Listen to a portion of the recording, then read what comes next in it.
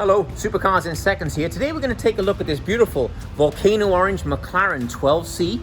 She's a 2012 model, so has the swipe on the door handles, all the cool details I'll show you shortly. I have the chassis inside as well, so we'll talk a bit about the chassis as well and why this car was such a game changer when she came out. But let's see how she stood up through 22,000 miles.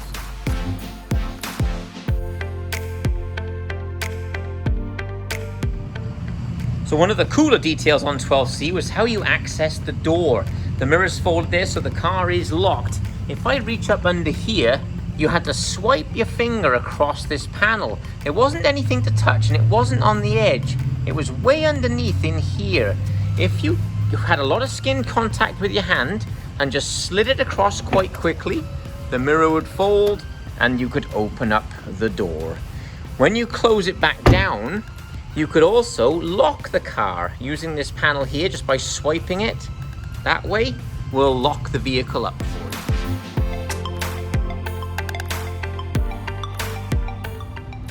So when the door is open here, you've got a towing thing. If it's going on to a racetrack or back to the dealership, they can lock the car and the alarm won't go off. And this one popped your rear engine bay. I have opened it up so we can have a look inside. And there, of course, you see that 3.8 litre, 32 valve twin turbo V8 with a flat plane crank, so she spins up very quickly. But the reason they got rid of this visibility of the engine, I don't know if you can see down here, there's a square aluminum pipe down, like a box section down in there with a black pipe on top of it. The engine is below that. So even if they made it all glass, you still couldn't see it because it's set so far down in the frame. What made the 12C so famous when they first came out, of course, was its performance. You were 6.3 seconds to 100 miles an hour. Just an incredible feat at that time. You think about that, it's a fast time now, let alone 8 to 10 years ago. So very, very impressive car. 616 horsepower they all got upgraded to, and 443 pounds of torque, driving those rear wheels through a 7-speed dual-clutch transmission. Graziano, the Italian company, made the transmission, but to a McLaren design. And it really is fabulous performance, particularly for the era.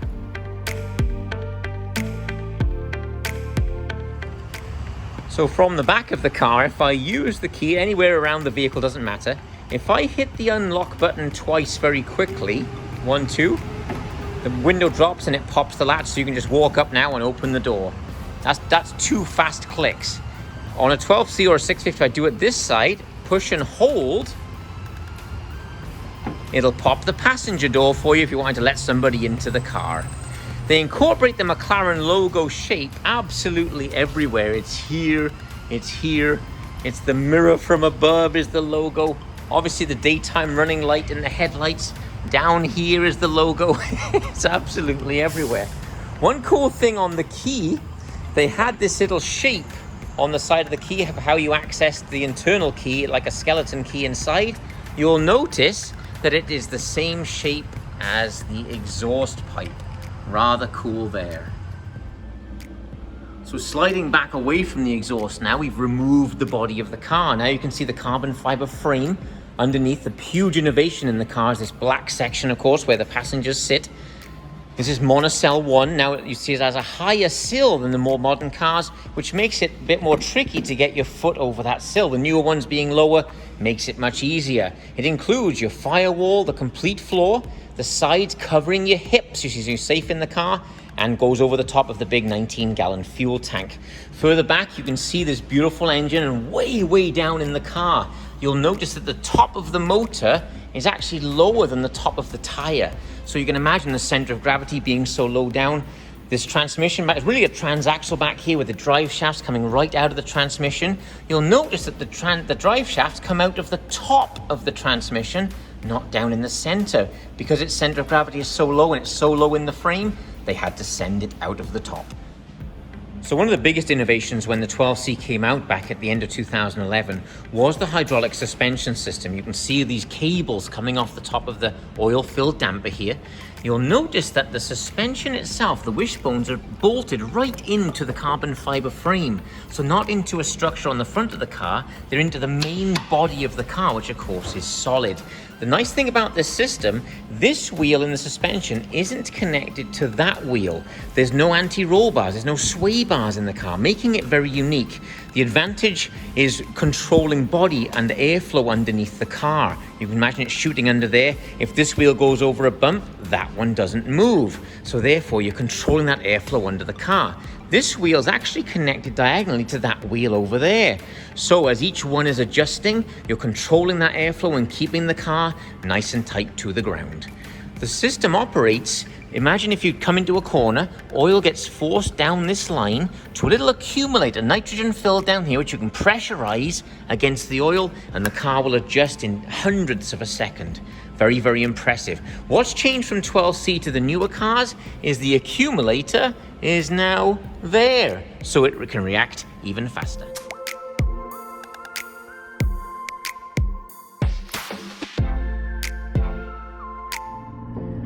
So to get going in 12C, obviously we've pushed the start, she's running already.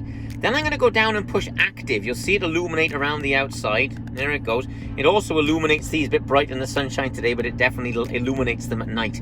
The left one has a H, that's our handling, controlling the pressure within those hydraulic lines in the suspension. I'll show those a little bit later on.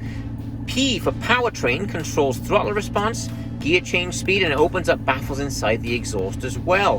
What's nice thing, in normal, she wants to get to 7th gear of 7 as quickly as possible. In sport, let's say you go 500 yards, she'll still be in 4th. In track, it would still be in 2nd or 3rd. It really does change the profile of everything and the way she drives. Down below, of course, our famous launch control, absolutely hysterical in this car.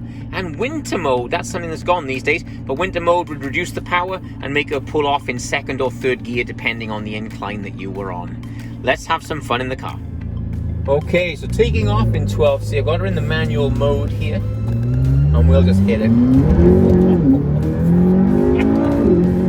Oh, that great sound out of this 12C. A lot of it's pumped into the cabin, actually. It was a great sound. I mean, through Batman's corner completely flat. I could literally go 50 miles an hour faster than this. Great roar out of that engine. This one has the big ceramic brakes. Let's hit them. God, it pulls you out of the seat. That's hysterical. So we're pretty high speed coming down to this full right-hander. We're in track. We'll see how she does. Might get a little loose. We'll see how she does here. Wow, the power is just unbelievable. This is an 8-year-old car. Very, very impressive. The nice thing, of course, even though she's an 8-year-old car, with McLaren you can certify them up to 12 years from the original in-service date, and that warranty applies on the racetrack. Very, very impressive how they stand behind this engine. So McLaren's design philosophy is always amazing. They use a lot of what's called biomimicry. They're copying shapes from nature. An example would be the support for this beautiful rear view mirror each side, of course, is replicating a manta ray's wing. So very thick that way, very thin this way, and curving on the end. Meaning that if you think about an airplane today, the modern airplanes have this little curve on the end also for efficiency. So it slips through the air, just like a manta ray slips through the water. So, thanks for watching. I would appreciate you subscribing to the channel. We're having some fun here exploring all these lovely cars. As far as condition, this one stood up very well. It's got clear brown a lot of the areas and so on, which definitely helps maintain the body. But I think it's held up pretty good. Power feels like day one. I gotta be honest with you. The seats are very, very good condition. The leather work has held up great. What I would recommend again is buy it from a McLaren service center that can check the car out for you and buy the warranty. Then you've got peace of mind to thrash on this monster and just get a great value for money.